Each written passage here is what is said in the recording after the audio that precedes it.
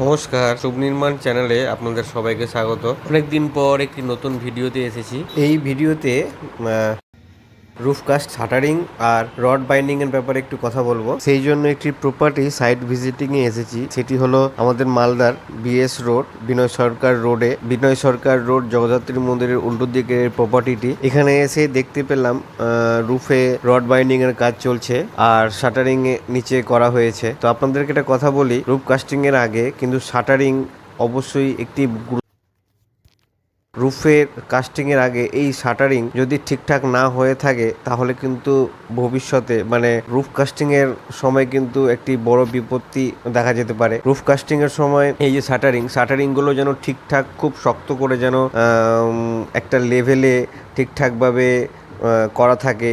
আর তার যে সাপোর্টগুলো মাটির সঙ্গে তার যে সাপোর্ট সেটা কিন্তু খুব শক্তভাবে যেন করা থাকে। আপনারা দেখতেই পাচ্ছেন কত সুন্দর এই বাঁশের শাটারিংয়ের কাজ করা হয়েছে। যেগুলো ছোট বাঁশ রয়েছে সেই ছোট বাঁশগুলোকে কিন্তু ইটের 10 ইঞ্চি সাইজ করে একটু হাইটে নিয়ে সেই ছোট ছোট বাঁশগুলোকে কিন্তু এখানে শাটারিংয়ে সাপোর্ট দেওয়া হয়েছে। আমি একটু ভিতরে যাওয়ার চেষ্টা করছি, ভিতরে গিয়ে আপনাদেরকে দেখানোর চেষ্টা করছি যে কত সুন্দরভাবে কিন্তু এই শাটারিংয়ের কাজগুলো করা হয়েছে।